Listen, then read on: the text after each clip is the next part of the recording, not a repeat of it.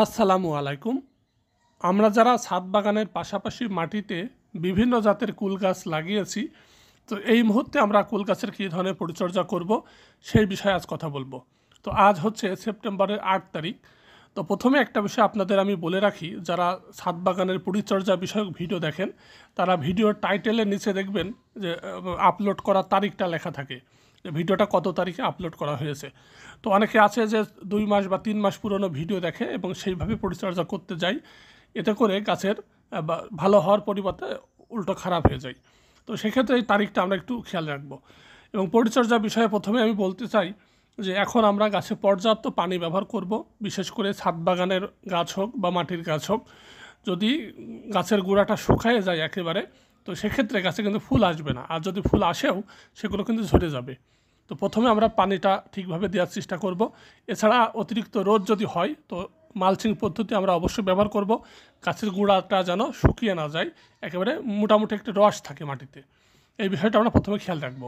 এর পরবর্তীতে এখন এই গাছের গোড়ায় অথবা স্প্রে আকারে সলুবার বোরন এবং সিলেটেড জিঙ্ক, এটা কিন্তু আমাদের স্প্রে করতে হবে। বিশেষ করে সলুবার বোরনটা আমাদের স্প্রে করলে গাছের ফুলের পরিমাণটা বেশি আসবে এবং ফুলগুলো পুষ্ট হবে। এক কথায় ফুল যাই আসুক না কেন, সে ফুলগুলো যদি পুষ্ট হয় সেগুলো কিন্তু ফলে সেট হবে। তো এর জন্য সলুবার বোরনটা আমাদের অবশ্যই স্প্রে করতে হবে। প্রতি লিটারে 1 থেকে 1.5 গ্রাম হারে কিন্তু এটা আমরা স্প্রে করতে পারি, এবং এখন স্প্রে করার 20 দিন পর আবারও স্প্রে করব। এবং বেশি বেশি ফুল আনার জন্য আমরা অনেকে পিজিআর ব্যবহার করতে চাই, তো এর জন্য আমরা বুস্টার 2 ব্যবহার করতে পারি।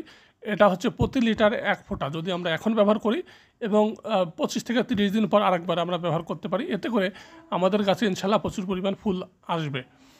এবং গাছের খাদ্য বা খাবার দেওয়ার বিষয়টা, এটা হচ্ছে আগস্ট মাসের প্রথম সপ্তাহে খাবারটা মূলত দিতে হয়, ভারী খাবার।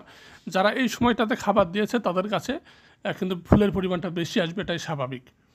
কিন্তু এই সময়টা তারা খাবার দিতে পারেনি, এখন গাছে খাবারটা দিলেও খুবই সামান্য পরিমাণ খাবার দিতে হবে। ইউরিয়া সারটা দেওয়া যাবে না, মানে নাইট্রোজেন জাতীয় সার আমরা এখানে না দেওয়ার চেষ্টা করব। এছাড়া আমরা জৈব সার কিছু ব্যবহার করতে পারি। এছাড়া লাল পটাশ এমওপি যেটা, সেটা ব্যবহার করতে পারি। আসলে জৈব সার ব্যবহার করলে গাছের কিন্তু যে কোনো মুহূর্তে জৈব সার কম বেশি ব্যবহার করা যায়, মানে এটা কিন্তু ইউরিয়া সারের মতো রাতারাত কাজ হয়ে যায় না, মানে খুবই ধাপে ধাপে ধীরে ধীরে কাজ হয়। তো সেক্ষেত্রে গাছের উপরে দিয়ে যদি মাটিতে শিকড়টা একেবারেই ছড়িয়ে যায়, তো সেক্ষেত্রে মাটিটা উঠানোর প্রয়োজন নেই। আর যদি এমন মনে হয় যে শিকড় নেই, উপরে কিছু অংশ মাটি উঠানো সম্ভব, তো অল্প কিছু মাটি আমরা ওখান থেকে উঠাই ফেলতে পারি, তবে শিকড়গুলোর জন্য কাটা না পড়ে, এই বিষয়টা খেয়াল রাখবো। এছাড়া আর একটা সমস্যা এই সময়টাতে হয়, সেটা হচ্ছে পিঁপড়ার আক্রমণ। যদি লাল বড় সাইজের যে পিঁপড়াগুলো আছে, সেটা যদি আক্রমণ দেখা দেয় গাছের মাটিতে বা গাছের ফুলে, তো সেক্ষেত্রে তাসলা নামের একটা কীটনাশক আছে, 45 টাকা দাম নেবে। ওটা প্রতি লিটারে 1 চা চামচ করে স্প্রে করলেই পিঁপড়াগুলো মারা যাবে। আর যদি ছোটো সাইজের লাল পিঁপড়া বা কালো পিঁপড়া হয়, তো সেক্ষেত্রে এর জন্য আলাদা কোনো কীটনাশক দেওয়ার প্রয়োজন নেই। আর এখন আপাতত ফুল ফোটার আগ পর্যন্ত আমরা চাইলে কীটনাশক দিতে পারি, এবং ছত্রাকনাশক আমরা কিন্তু একসাথে ব্যবহার করতে পারি। তবে ফুলটা ফুটে গেলে পরবর্তীতে আমরা আর কীটনাশক ব্যবহার করব না। এই কয়েকটা বিষয় খেয়াল রাখলে ইনশাল্লাহ আমাদের কাছে ফুল আসবে এবং সেই ফুলগুলো ফলে পরিণত হবে।